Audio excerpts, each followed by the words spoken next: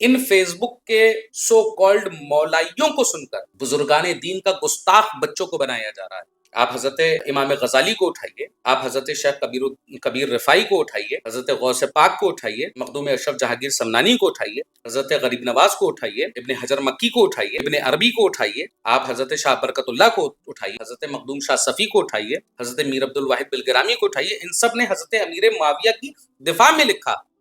तो वो शख्स ये कहता है कि मैं ऐसे बाबाओं को नहीं मानता। अगर तुम ऐसों को नहीं मानते तो तुम्हारे पास बचा ही क्या है। जब कुछ ना मिला, जब हर जगह से हार का सामना करना पड़ा, तो इन्होंने एक मेरी पुरानी वीडियो उठाई जिसमें मैं सहाबा किराम के ऊपर लानो तान कर रहा हूँ, खासकर खुसूसन हजरत अमीर मुआविया रज़ियल्लाहु तआला अन्हु के ऊपर किसी मसले पर फंसे। तो हम सिर्फ एक ही अल्लामा दौरा को जानते हैं और एक ही सबसे बड़े आलिम दीन को जानते हैं। उनका नाम है हजरत, जितने भी आपको अलक़ाब लगाना है लगा लीजिए। उसके बाद हजरत अल्लामा गूगल साहब क़िबला। हम अगर फेसबुक और यूट्यूब के पीरों से, मुल्लाओं से दूर रहेंगे और उलमाए हक्का के सामने ज़ानुए तलम्मुस तय करेंगे और पीराने उज़ाम के सामने ज़ानुए तलम्मुस तय करेंगे, तो हम 110% इस राफ़ज़ी फ़ितने से दूर हो सकेंगे। मुफ्ती अख्तर हुसैन अलीमी साहब मुनाज़िर अहले सुन्नत को देखना चाहूँगा और इंशाअल्लाह मैं आप तक अगर मेरी आवाज़ हज़रत पहुँच रही हो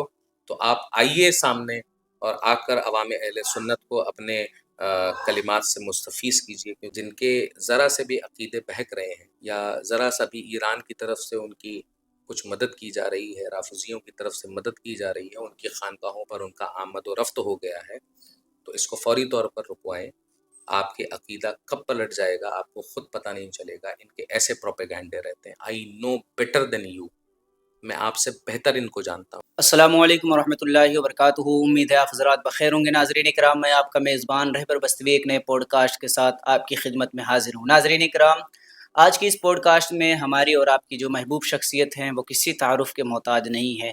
आलमी शोहरत याफ्ता शहज़ादे रसूल जिगर गोशे बतूल मखदूम मिल्लत क़ातए राफ़ज़ियत मुहाफ़िज़ मसलक आला हज़रत व मुहाफ़िज़ नामूसे सहाबा व अहले बैत नबी रहे हज़रत मखदूम बक़ाउल्लाह शाह हज़रत अल्लामा सैयद हसनैन बक़ाई सफ़वी साहब क़िबला तशरीफ़ रखते हैं। आइए आपकी मुलाकात करवाते हैं। अस्सलामु अलैकुम वरहमतुल्लाहि वबरकातुहू। वालेकुम अस्सलाम वरहमतुल्लाहि ताला वबरकातुहू। खैरियत से हैं सैयद साहब क़िबला? बहुत अल्लाह का बहुत एहसान अज़ीम है कि आज आपके सामने हाज़िर ख़िदमत हूँ। सैयद साहब क़िबला, आपकी इजाज़त हो तो सवालात का आगाज़ करें। बेहतर है, बहुत बेहतर है। सबसे पहले तो आपकी ज़ाती ज़िंदगी पर बात करते हैं, क्योंकि आपकी शख्सियत पर हमेशा जो है हमेशा से लोगों को इख्तलाफ रही है। कुछ लोगों का यहाँ तक कहना है कि सैयद हसनैन बक़ाई का मतलब ही कंट्रोवर्सी है। इस पर आप क्या कहना चाहेंगे? देखिए, साफ़ गोई लोगों को हमेशा से इख्तलाफी नज़र आती है। मेरे मिजाज में मुनाफ़िकत नहीं है जी। कि पीठ पीछे कुछ हो जाऊँ, सामने कुछ और हो जाऊँ, खलवत में कुछ और हो जाऊँ, जलवत में कुछ और हो जाऊँ। जिसके साथ होता हूँ सच्चे दिल के साथ होता हूँ, इसलिए लोगों को लगता है कि मैं कंट्रोवर्शियल हूँ। This is not the matter कि मैं कंट्रोवर्शियल हूँ या नहीं हूँ। मसला ये है कि मैं साफ दिल के साथ जिसके साथ होता हूँ, उसके साथ पूरी सच्चाई के साथ जान लेने और जान देने की ताकत रखता हूँ। मेरी हमेशा से यही शख्सियत रही है। मैं जिसके साथ भी रहा हूँ तो लोगों को ये लगता है कि मैं कंट्रोवर्शियल हूँ। तो लिहाजा मुझे इस चीज़ से तो बिल्कुल कोई मतलब नहीं है कि कोई मुझे कंट्रोवर्शियल कहे या नॉन कंट्रोवर्शियल कहे। हाँ, बस ये है कि जिसके साथ हूँ, मैं दिल से हूँ, इसलिए लोगों को लगता है कि मैं कंट्रोवर्शियल। जी। आपकी पैदाइश किस जगह हुई और किस सन में हुई?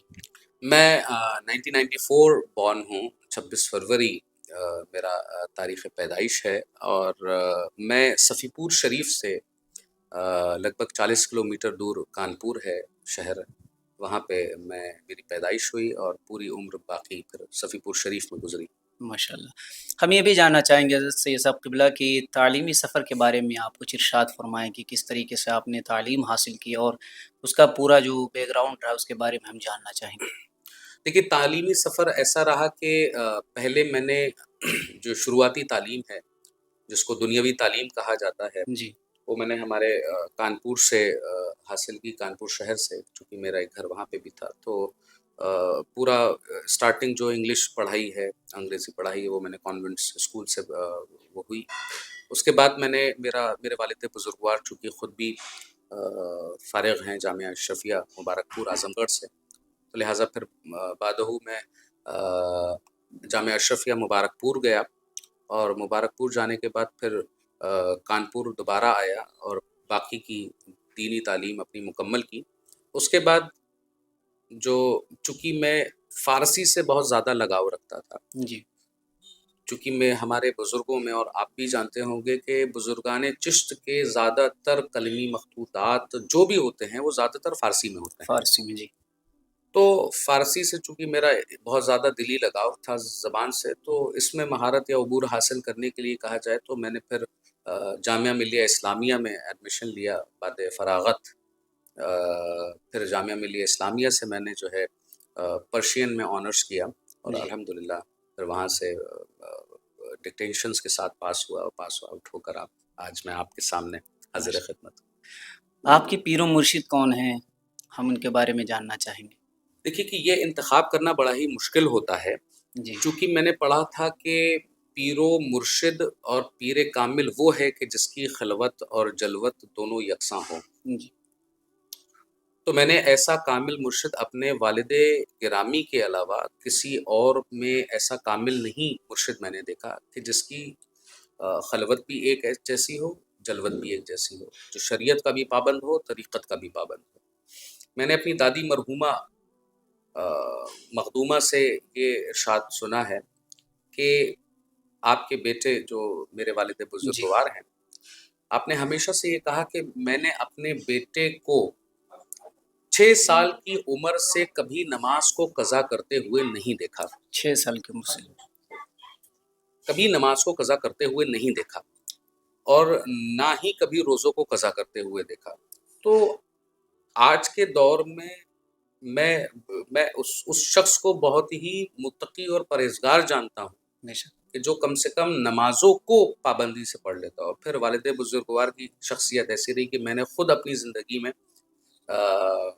نمازوں کو تو چھوڑیے، روزوں کو تو چھوڑیے، اوراد و وظائف کو بھی کبھی، جو ہمارے خاندانی وظائف ہیں ان کو بھی کبھی قضا ہوتے ہوئے نہیں دیکھا۔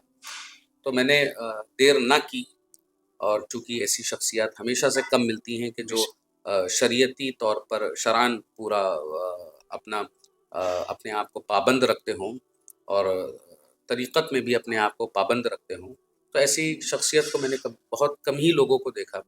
تو میں نے زیادہ دیر نہ کی اور اپنے والد بزرگوار سے میں جو ہے بیعت ہوا۔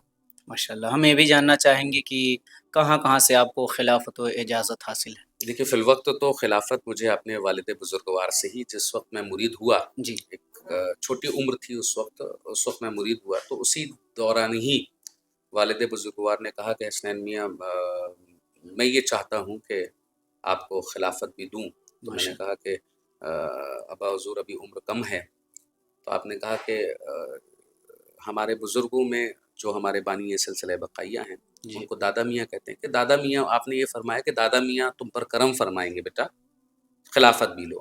تو اس وقت میرے والد بزرگوار نے، جو ہمارے یہاں 18 سلاسل موجود ہیں، الحمدللہ ان 18 سلاسل کی اجازت ہمیں مرحمت فرمائی۔ ماشاء اللہ۔ سید صاحب قبلہ، ہم یہ بھی جاننا چاہتے ہیں کہ کتنے واسطوں سے آپ کا سلسلہ حضرت امام حسن یا حضرت امام حسین سے جا کر ملتا ہے؟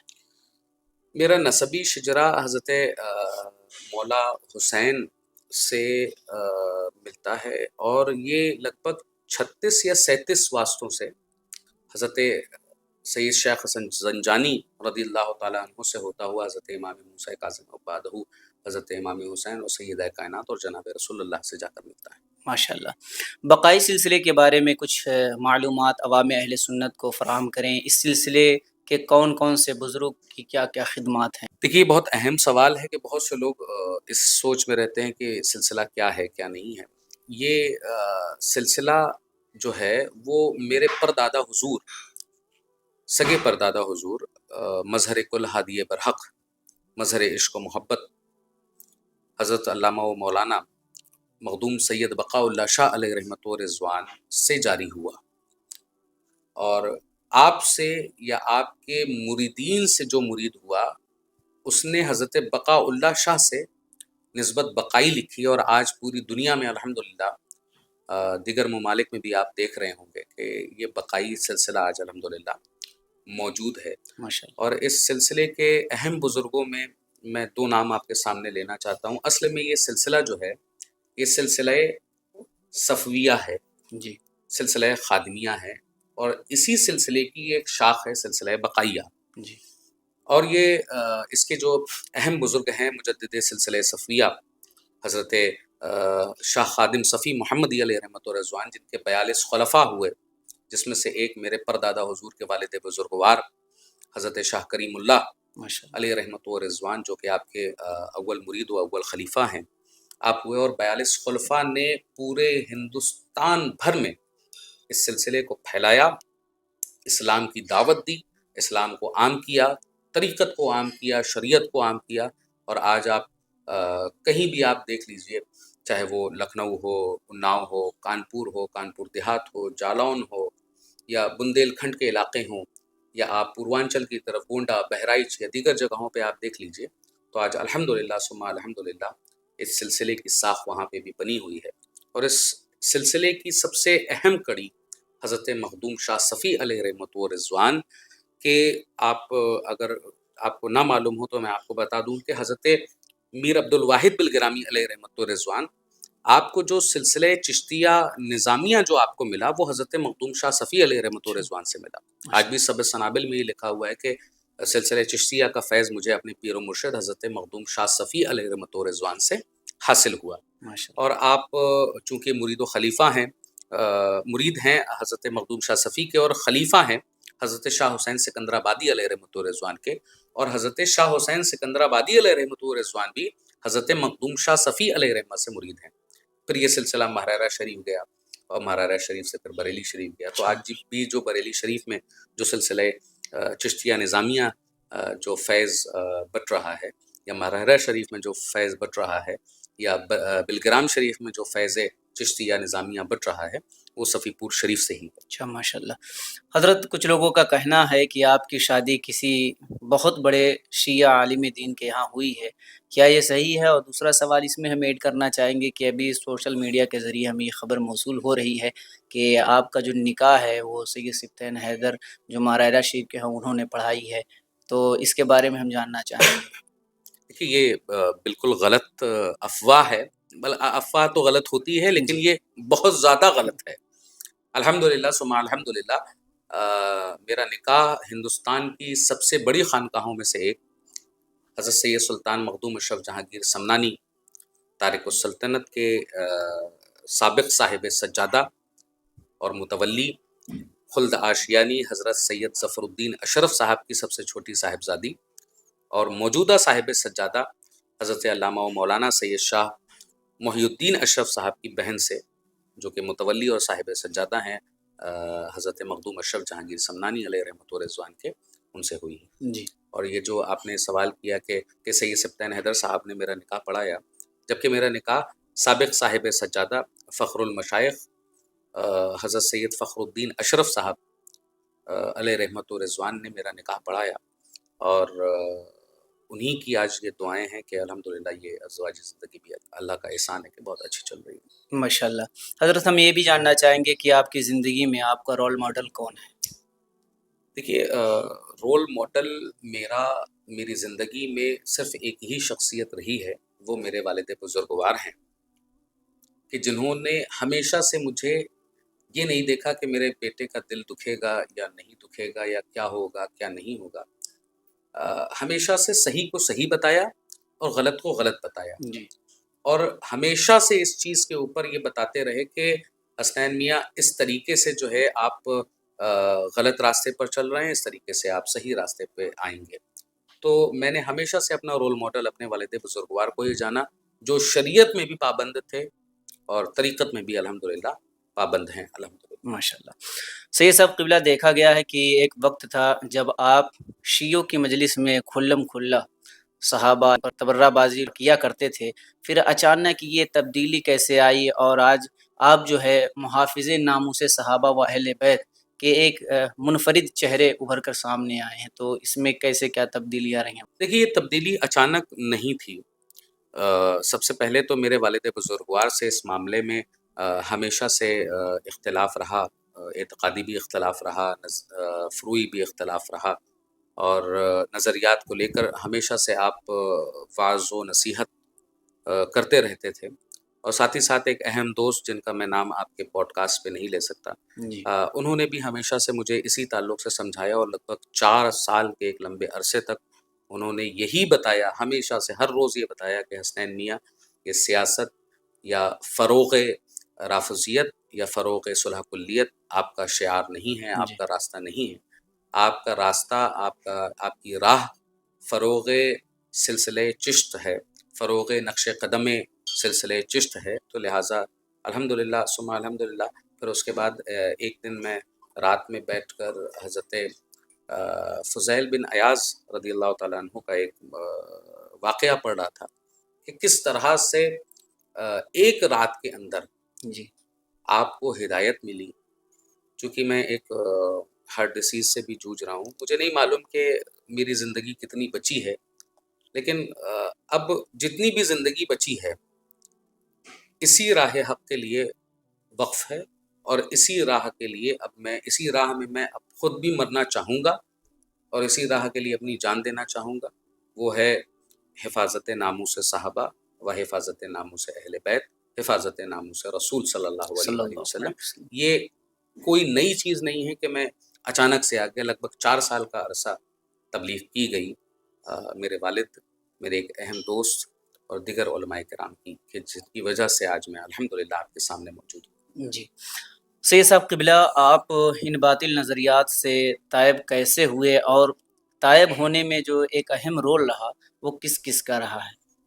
جیسے میں آپ کو عرض کروں کہ سب سے پہلا جو اس میں کلیدی کردار رہا وہ میرے والد بزرگوار مخدوم ملت شیخ الہند علامہ الحاج شاہ سید ولی اللہ بقائی صاحب قبلہ آپ کا رہا۔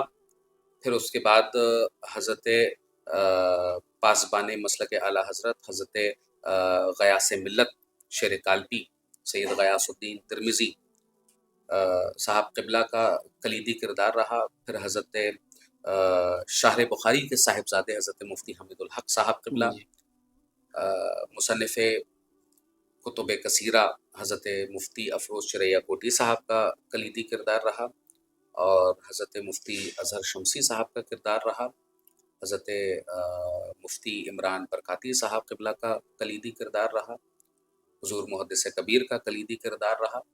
یہ سب، اور میرے بہت ہی عزیز دوست ہیں جن کا، جیسے میں نے آپ کے سامنے عرض کیا کہ جن کا نام میں نہیں لے سکتا، ان کو بھی فراموش نہیں کیا جا سکتا، جی کیونکہ انہوں نے بھی وعظ و نصیحت کرنے میں کوئی کسر نہیں چھوڑی اور کوئی کمی نہیں رکھی، تو جن کی وجہ سے الحمدللہ ثم الحمدللہ آج میں آپ کے سامنے حاضر خدمت ہوں۔ ماضی میں جائیں سید صاحب قبلہ، ایک وقت تھا کہ آپ شیعوں کے مجلس میں جو ہے بڑا امام باڑا ہو یا چھوٹا امام باڑا ہو، سب مجلسوں میں آپ کو خطاب کرنے کا شرف حاصل ہے۔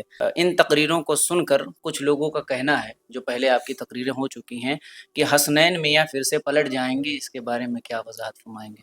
دیکھیے، میں پلٹ جاؤں گا یا میں پلٹنا ہوتا تو میں یہاں آتا کیوں؟ وہاں کس چیز کی کمی تھی؟ Name, fame, money, everything was there, سب کچھ وہاں پہ تھا، جی لیکن سکون نہیں حاصل تھا، اور الحمدللہ سکون ہمیں اپنے بزرگان دین کے دیار میں ہی حاصل ہوا، ماشاء اللہ۔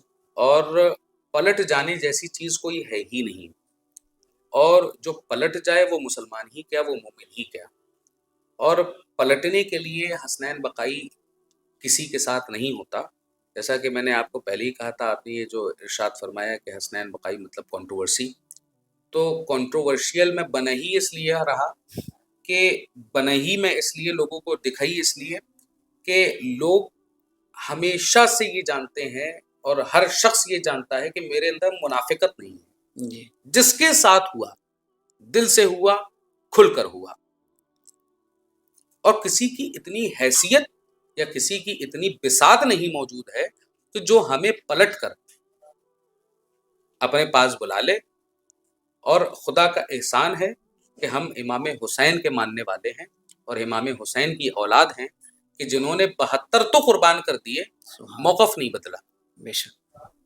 سبحان۔ ہم موقف بدلنے والے نہیں۔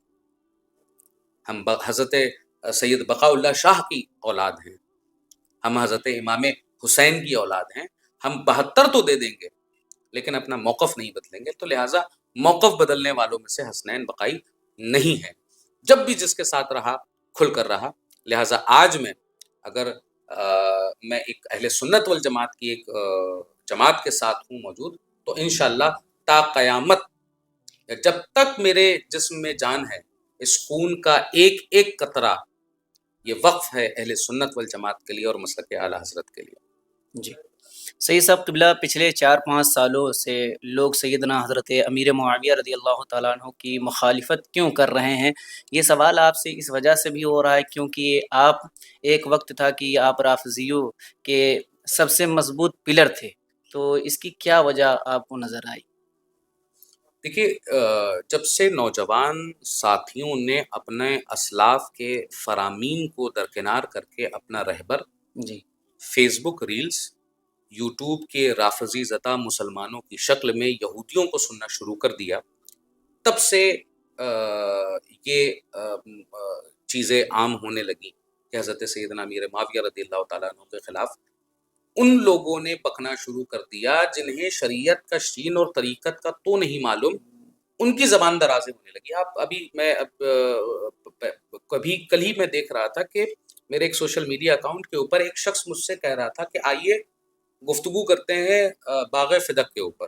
جی نیچے اس نے اپنا نمبر لکھا، تو ہمارے ساتھ جو ہمارے سیکرٹری رہتے ہیں، تو ان سے میں نے یہ کہا کہ بھائی یہ بتائیے کہ اس نمبر کو ڈائل کیا جائے۔ انہوں نے ڈائل کیا تو انہوں نے پوچھا کہ بھائی حسنین میاں آپ سے بات کرنا چاہتے ہیں، تو خوش ہوا بھائی بات کر رہی ہے۔ تو میں نے یہ پوچھا کہ بھائی آپ کیا بات کرنا چاہتے ہیں؟ میں مناظرہ کرنا چاہتا ہوں باغ فدق کے اوپر، جی گفتگو کرنا چاہتا ہوں۔ تو میں نے کہا پہلے یہ بتائیے کہ انسان مومن اور مسلمان کیسے بنتا ہے؟ کہیں گے مجھے یہ نہیں معلوم۔ تو میں نے کہا آپ کو جب نرسری کا ABCD نہیں معلوم اور آپ گریجویشن کی باتیں کر رہے ہیں، تو آپ ان کا کردار سمجھ سکتے ہیں کہ ان کو کس طریقے سے کن سبجیکٹ کے اوپر فیڈ کیا گیا ہے۔ جی تو اب اہل بیت کی محبت کا جام پلا کر اور اگر صحابہ کا گستاخ بنایا جائے تو ایسی محبت کارآمد نہیں، بلکہ ہمیشہ اس سے ہمیں نقصان ہی حاصل ہوگا۔ ہمیشہ اور یہ کہا جائے کہ نیم حکیم خطرہ جان اور نیم ملا خطرہ ایمان، تو یہ نیم ملا بن کر جو کل کے لڑکے جو فیس بک ریل کے ذریعے سے اپنے آپ کو مولائی بنے ہوئے ہیں، تو یہ مولائیت نہیں ہے، مولائیت کا نام یہ نہیں ہے۔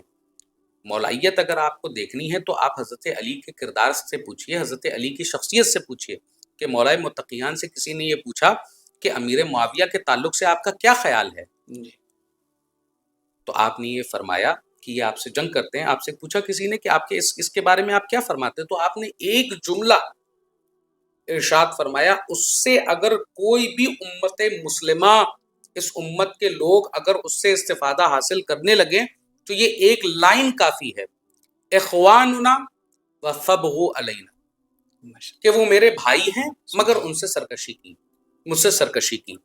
تو اب آپ حضرت مولائے متقیان کے اس جملے کو آپ دیکھ لیجئے کہ جس میں آپ نے یہ ارشاد فرمایا اخواننا، کہ وہ ہمارے بھائی ہیں۔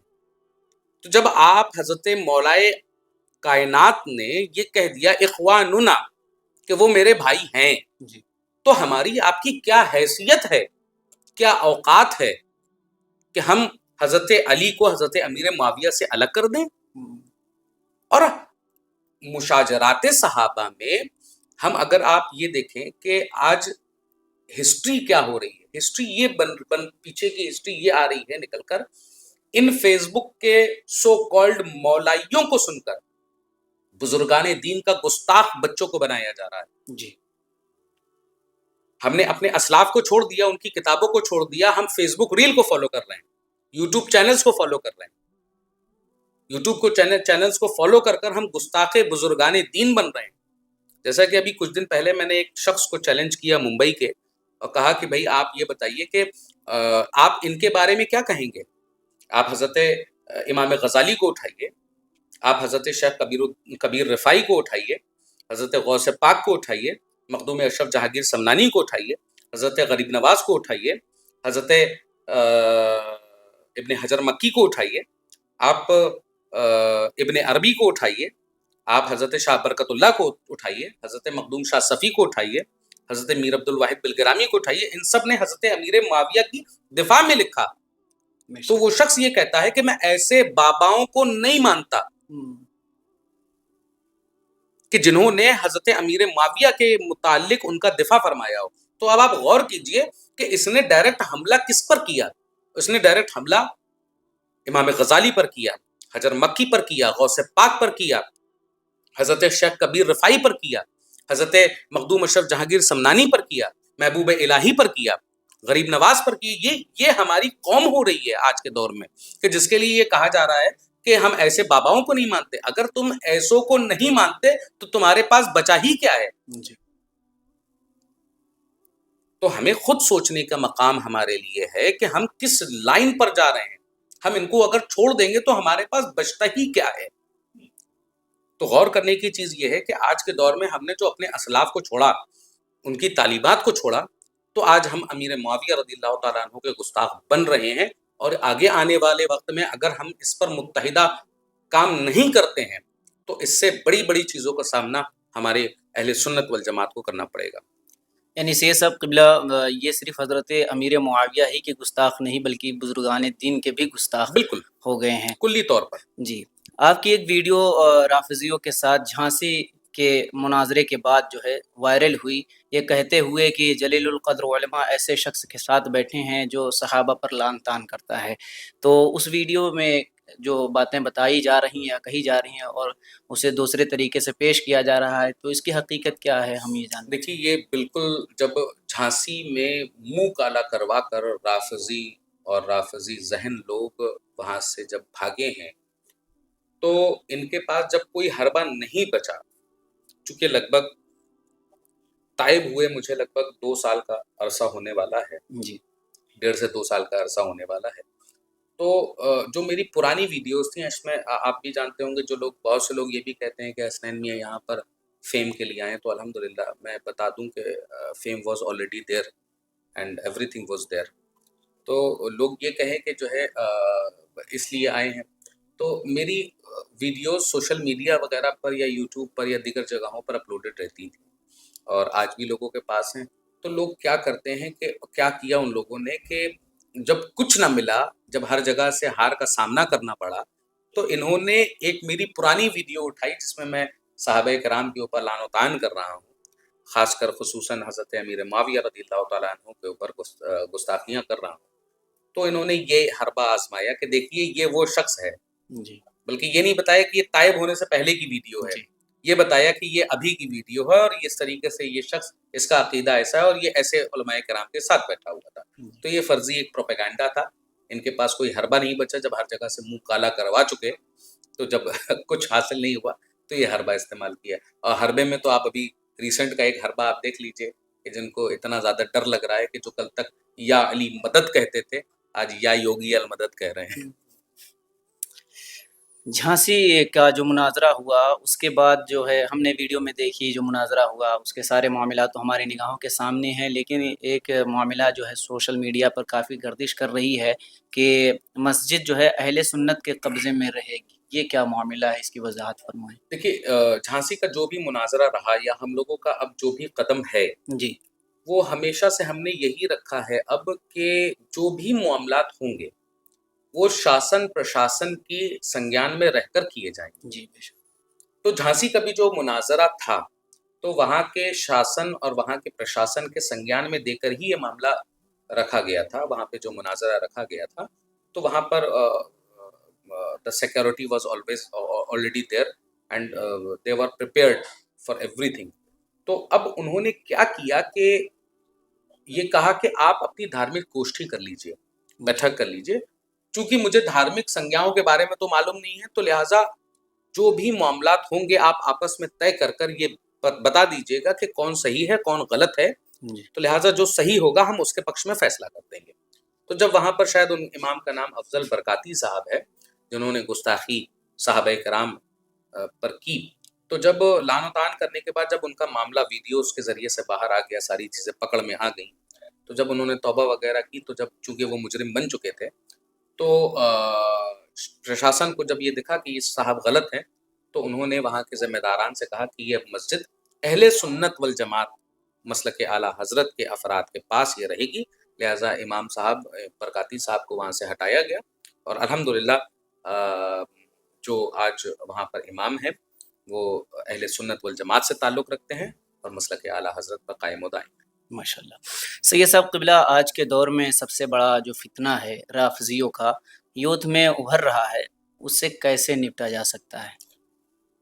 بزرگان دین کے اقوال زرعی پر عمل کرتے ہوئے اگر ہم اس چیز کو فالو کریں تو ہم اس رافضیت سے 99% بچ سکتے ہیں، بے شک۔ اور 1% فیس بک اور یوٹیوب سے دور رہ کر سکتے ہیں۔ آپ کو اگر سننا ہے تو اپنے سلسلے کے بزرگوں کی کتابوں کو پڑھیے اور اس کو سنیے، اور علماء حقہ کی طرف رجوع کیجیے اگر کسی مسئلے کے اوپر آپ پھنسے ہیں۔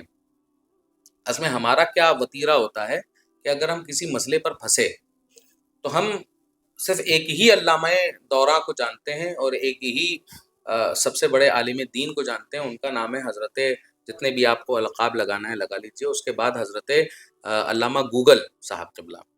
تو ہم نے گوگل پہ ٹائپ کیا تو گوگل میں 88% یہودیوں کے بھیجے ہوئے تمام لنکس ہوتے ہیں، ان کے ذریعے سے لوگ ادھر ادھر سائٹس پر پہنچ کر گمراہیت کی طرف بڑھ رہے ہیں۔ تو جو رافضیت ہے جو آج کی یوتھ میں جو دوڑ رہی ہے، یہ پاکستان، ساؤتھ افریقہ، یو کے اور ہندوستان اور بنگلہ دیش، ان سب جگہوں سے پروپیگیٹ کر یہاں پر بھیجی جا رہی ہے۔ اب وہ پروپیگنڈا آج خانقاہوں میں بھیجا جا رہا ہے، جی، خانقاہوں کے مشائخ کو خریدا جا رہا ہے۔ آج یہ رافضی خانقاہوں میں بیٹھ کر، خانقاہوں میں جا کر فائنینشل مدد دے کر لوگوں سے یہ کہتے ہیں آپ ہمارے عقیدے کو بڑھاوا دیجیے۔ اور عقیدہ کیا شروعات جو کرتے ہیں وہ لوگ اس طریقے سے، آپ مولا متقیان کے بارے میں بتائیے، ہم نے مولا علی کے بارے میں بتا دیا، سیدہ کائنات کے بارے میں بتائیے، سیدہ کائنات کے بارے میں بتا دیا، حسنین کریمین کے بارے میں بتائیے، ان کے بارے میں بتا دیا۔ اس کے بعد جو ان کا اگلا حربہ ہوتا ہے وہ آ جاتے ہیں جمل کے اوپر، وہ آ جاتے ہیں صفین کے اوپر، وہ آ جاتے ہیں صلح امام حسن کے اوپر۔ ان سب چیزوں کے اوپر آنے کے بعد وہ یوتھ کو ورغلانا شروع کر دیتے ہیں، اور یہ یوتھ ورغلائے وہی بہکتے ہیں یوتھ جن کو علم کم ہوتا ہے اور جو ہمارے مشائخ حقہ سے دور ہیں۔ اور جب وہ جو ہم سے دور ہو گئے، جو مشائخ سے دور ہو گئے، اب وہ کیا ہوا، انہوں نے ایک اپنی سوچ، اپنی فکر بنا لی، اپنی تھنکنگ بنا لی کہ یہ حق ہے اور یہ باطل ہے، اور اسی سے 10 لوگوں کو بیٹھایا، اپنے دوستوں یاروں میں بیٹھے، اور بیٹھنے کے بعد بتایا کہ امام حسن ایسے تھے، امام حسین ایسے تھے، اور ان کے ساتھ یہ ظلم ہوئے، ان کے ساتھ یہ ہوئے، اور حدیثیں کہیں گے یہ صحیح حدیث میں، جن کو یہ نہیں معلوم صحیح کسے کہتے ہیں، ضعیف کسے کہتے ہیں، اور جن کو علم الرجال کے بارے میں نہیں معلوم، کسی چیز کے بارے میں نہیں معلوم۔ میں ایک آسان لفظوں میں آپ کو بتا دوں، جن کو ABCD نہیں پتا، نہ حدیث کی ABCD پتا، نہ روایات کی ABCD پتا، نہ تفسیر کی ABCD پتا، کہہ دیتے ہیں صحیح ہے۔ صحیح کیسے ہے بھائی؟ آپ نے اس کے اگر یہ بہت سے ایسے لوگ آج کل سوشل میڈیا پر لکھتے ہیں کہ اگر کچھ صحیح حدیث کہہ کر بھی لکھتے ہیں تو دیکھا جاتا ہے کہ متن میں بہت سخت کلام ہوتا ہے اس میں، جی، اس میں جرح و تعدیل میں بہت سی چیزیں ایسی عیاں ہوتی ہیں کہ جو قابل قبول نہیں ہوتی ہیں۔ اب اس چیز کے اوپر لوگ کیا ہے، وہ پروپیگنڈا بنا کے سوشل میڈیا سیل جو رافضیوں کا بنا ہوا ہے، جس پر صحابہ کرام کو بدنام کرنے کی سازشیں کرتے ہوئے لوگوں کے سامنے عام کیا جاتا ہے، یہ پھر آ جاتے ہیں حضرت امیر معاویہ رضی اللہ تعالیٰ عنہ کے اوپر، اور جب اس کے اوپر کامیاب ہو جاتے ہیں وہ پہنچتے ہیں شیخین کے اوپر، وہ پہنچتے ہیں امہات المومنین کے اوپر۔ تو یہ ایک معاملہ ہے کہ ہم اگر فیس بک اور یوٹیوب کے پیروں سے، ملاؤں سے دور رہیں گے اور علماء حقہ کے سامنے زانوِ تلمس طے کریں گے اور پیران عظام کے سامنے زانوِ تلمس طے کریں گے، تو ہم 110% اس رافضی فتنے سے دور ہو سکیں گے۔ جی۔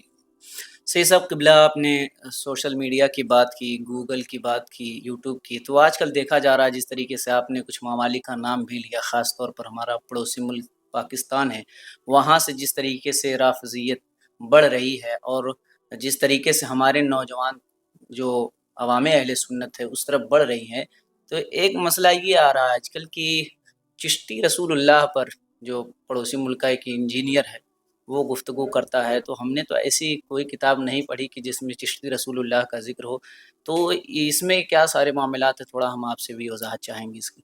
دیکھیے انجینئر محمد علی مرزا جو ہے اس دور کا سب سے بڑا فتنہ ہے. اس نے نوجوانوں کو گمراہ کر کر اس طرح سے اپنے جال میں پھنسا کے رکھا ہوا ہے کہ وہ صحابہ کے نام پر، بزرگان دین کے نام پر اس طرح سے گستاخیاں لوگوں سے کروا رہا ہے کہ جس کا تصور نہیں کیا جا سکتا. اگر حیثیت تھی اس کی یا بہت علم والا تھا تو وہ آ کر علماء حقہ سے مقابلہ کرتا. ابھی کچھ دنوں پہلے وہاں پر علماء حقہ پہنچے اور پہنچ کر کہا کہ ہم آپ کو چیلنج دیتے ہیں، اس چیز کو ثابت کیجیے. آپ وہ بھاگ گیا وہاں سے، آئیے ہی نہیں سامنے.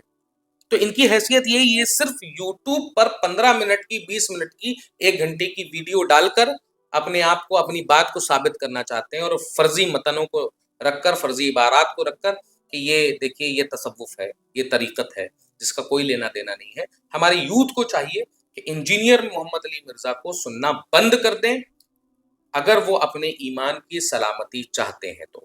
جی سید صاحب قبلہ، اب آخری سوالات کی طرف آتے ہیں. اگلا گیسٹ ہمارے اس پروگرام میں آپ کس کو دیکھنا چاہتے ہیں؟ میں اگلا گیسٹ اس پروگرام میں حضرت مفتی اختر حسین علیمی صاحب، مناظر اہل سنت، جمدہ شاہی صاحب قبلہ کو دیکھنا چاہوں گا. اور انشاءاللہ میں آپ تک اگر میری آواز حضرت پہنچ رہی ہو تو آپ آئیے سامنے اور آ کر عوام اہل سنت کو اپنے کلمات سے مستفیض کیجیے، کیونکہ آپ جیسی شخصیت ہندوستان میں بہت ہی کم موجود ہے.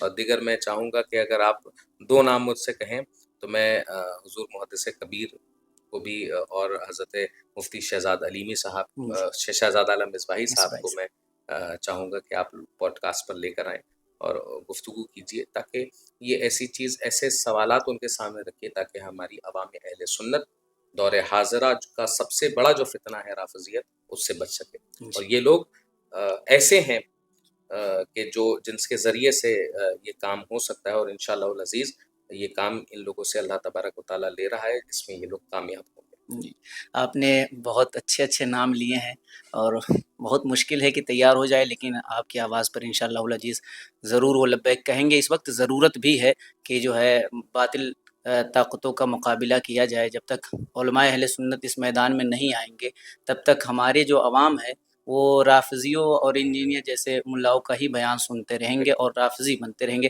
سید صاحب قبلہ، آخر میں چاہوں گا کہ کوئی سوال رہ گیا ہو یا آپ کچھ عرض کرنا چاہ رہے ہوں تو عوام اہل سنت سے خاص کر کوئی پیغام دینا چاہیں. دیکھیے میں ایک ہی پیغام دینا چاہوں گا کہ دیکھیے وقت ابھی بھی ہے. کسی کو نہیں معلوم کہ آج رات میں ہم سوئیں گے تو کل صبح اٹھیں گے یا نہیں. جی کسی کو نہیں معلوم کہ اگر ہم یہاں بیٹھے ہیں تو آگے پہنچ پائیں گے یا نہیں.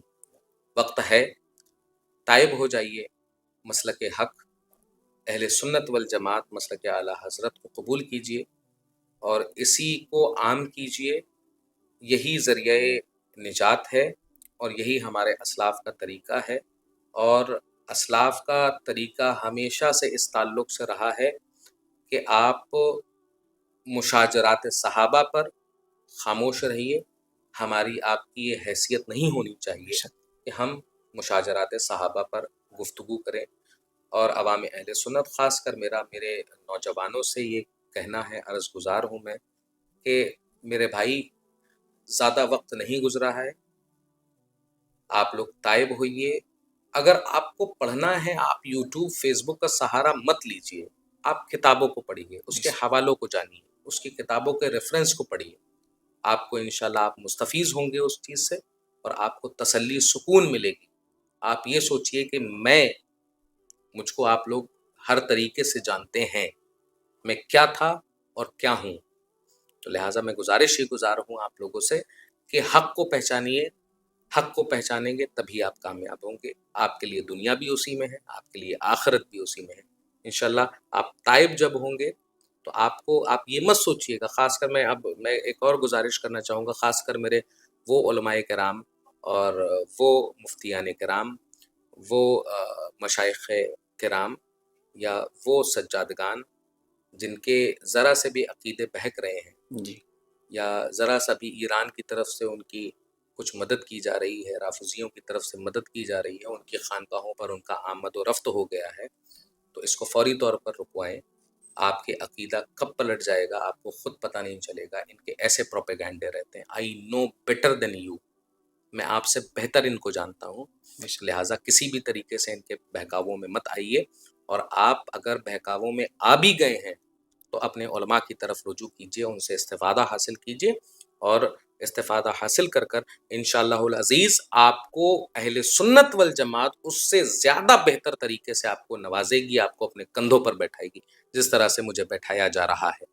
ہمیشہ سید صاحب قبلہ، آخر میں ہمارے اس پروگرام کے بارے میں آپ کیا ارشاد فرمانا چاہیں گے؟ بہت مبارکباد کے قابل ہیں رہبر بستوی صاحب آپ کے، آپ نے یہ ایک بہت ہی نیک کام اور ثواب جاریہ آپ نے کیا ہوا ہے کہ جس سے لوگوں کی شخصیات نکل کر سامنے آ رہی ہیں، اختلافات لوگوں کے ختم ہو رہے ہیں اس کے ذریعے سے، اور خاص کر آپ نے جو علماء کرام کا، میں نے ابھی ریسنٹ جب آپ سے گفتگو ہوئی اس کے جی بعد میں نے آپ کو جب سرچ کیا تو ایسے جید علماء کرام آپ کے ساتھ بیٹھے ہوئے تھے، تو میں چاہوں گا کہ آپ اور بھی زیادہ ان علماء کرام کے پاس پہنچیے، جس طرح سے آپ کام کر رہے ہیں وہ لائق مبارکباد ہے، لائق ستائش ہے۔ اللہ تبارک و تعالیٰ سے دعا ہے کہ اللہ آپ کی توفیقات میں اضافہ فرمائے، آمین۔ آپ کی مشکلات کو آسان فرمائے، اور خاص کر میں یہ کہوں گا کہ جیسا کہ آپ سے گفتگو ہو رہی تھی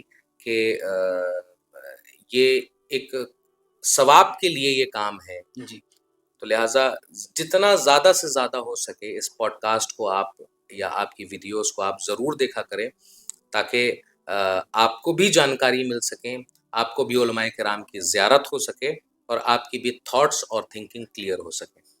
سید صاحب قبلہ، آپ کا بہت شکریہ کہ آپ نے اپنا قیمتی وقت عنایت فرمایا۔ ناظرین اکرام، جیسا کہ آپ نے یہ انٹرویو حضرت علامہ سید حسنین بقائی صفوی صاحب قبلہ کا سماعت کیا، یقیناً جو حضرت نے باتیں بتائی ہیں کہ صرف وہ حضرت امیر معاویہ کے گستاخ نہیں، بلکہ ہمارے جو بزرگان دین ہیں جن کے وسیلے سے ہم تک ایمان پہنچا ہے، مسلمان ہوئے ہیں، ان کے بھی ہم گستاخ ہو رہے ہیں، اور اب پوری سچائی الحمدللہ حضرت نے بتا ہی دی ہے۔ ناظرین اکرام، ہمیں ضرورت اس وقت ہے کہ حضرت کی بتائی ہوئی باتوں پر عمل کریں، تاکہ جو ہے دوسروں کے بہکاوے میں ہم نہ آ سکیں۔ ناظرین اکرام، پھر ملتے ہیں کسی اگلے پوڈ کاسٹ کے ساتھ، تب تک کے لیے ہمیں اجازت دیجیے۔ السلام علیکم ورحمۃ اللہ وبرکاتہ۔